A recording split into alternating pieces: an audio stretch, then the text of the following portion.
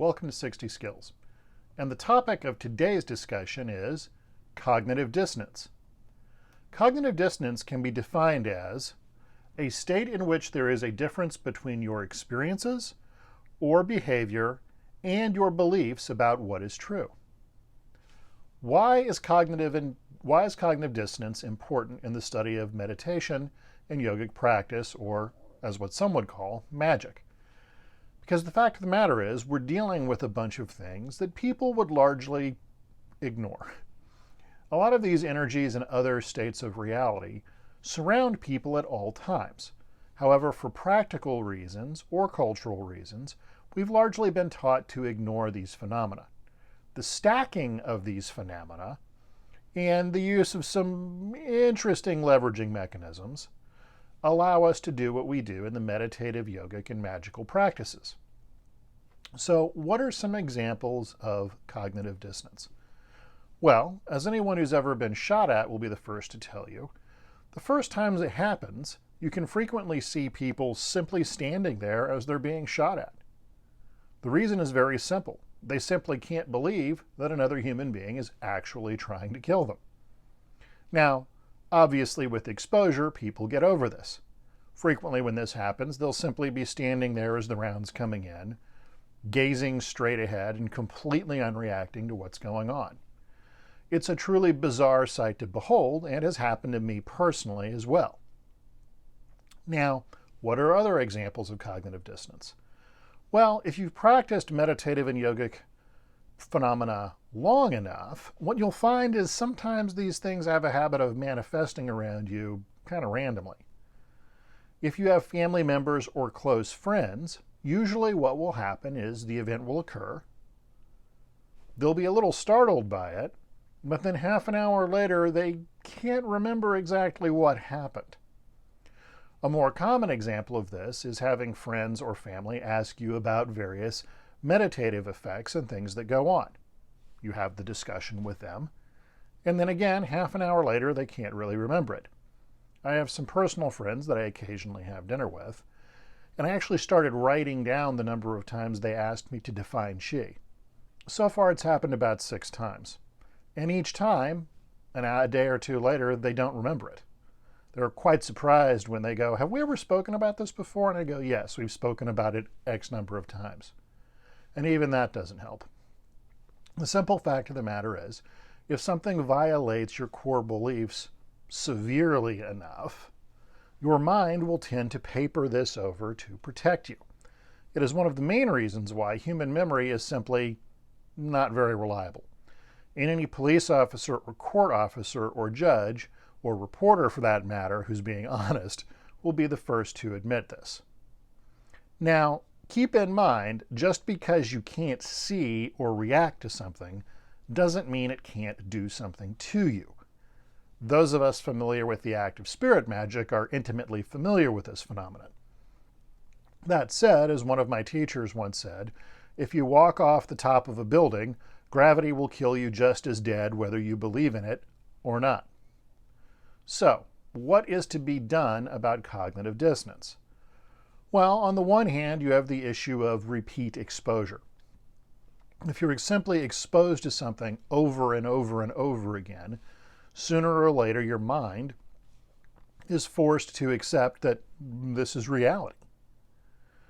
This is not very efficient, and it's particularly inefficient for things that don't happen very often. Now, in the meditative world, we're intentionally engaging things that most people don't experience very often. Again, the term supernatural really doesn't even make sense in this context because we're harnessing naturally occurring events, regardless of their rarity or the difficulty in making them happen. So if you're dealing with a phenomenon that doesn't happen very often or has a low degree of repeatability until you develop quite a bit of skill at it, which is going to be hard if your mind is trying to paper over the fact that the event happened at all, you're kind of in a pickle. What's the best way to deal with this? Personally, I've found when dealing with students who are succumbing to this effect, I can even yell at them and their minds will protect them from it. So someone else telling you something just happened generally isn't very effective either. is your mind's going to act to go, no, I remember something else.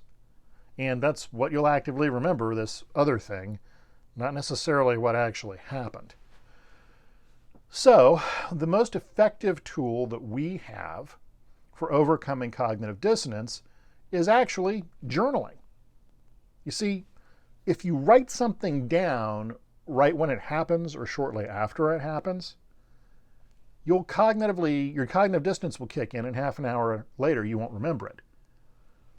But when you go back to review your journaling, now your mind's kind of got a problem to deal with. Here's something written down in your handwriting in front of you that you clearly wrote and said happened. But your memory says it didn't happen. As a result, your memory can't ignore it anymore, and that wall that has been artificially created between what happened and what you remember happening starts to break down. Now, an additional thing that can happen is you can begin to remember a variety of other details associated with the point in time that weren't even written down. Now, again, this can be a little tricky because is this your imagination at play or not? Well, what I can tell you is an entire book called Initial Experiences with the Kabbalah happened as a result of journaling, because I simply wouldn't have remembered much of what happened in here had I not written it down. Now, you're going to want to have two different kinds of journals. Okay, there's going to be a day-to-day or practice journal, which contains those raw events and notes of what happened. And again, this doesn't have to be fancy or in any way special, just a simple little notebook. It should be small enough to carry around with you. That way, when you're randomly practicing or something happens, you're not having to dig through a big backpack, and carrying it with you is not cumbersome. Now, what you should also have is your permanent notebook. And this is something that you write down key techniques or ways of doing things in. And that you're not going to want to carry around with you all day long. I've even known some practitioners who've gone so far as to actually hand lay paper and build their own book on which to write these things down. You'll notice I just said write things down. I understand we live in an age where digital devices are very common, very convenient. Your phone, your laptop, your tablet, whatever. Here's the problem with that. There are actually two of them. One, anything you put down on an electronic device is not completely private. There is the opportunity for someone else, particularly someone you might not be interested in, reading that. As a result, when people use electronic devices, they tend to hedge their bets a little bit on what they write down. On the other hand, when you use paper, you can be completely free regarding what you write down, no matter how strange it is. Because the only way for another human being to read this is to actually come get it. Now, this comes to another advantage to writing things down on paper. The art or act of writing something down imbues the paper with a kind of energy that you don't get in an electronic medium. The result of which is you can recall things that you've actually written down much clearer than things that were written down electronically. And again, if cognitive dissonance is an issue, you can't really ignore your own handwriting.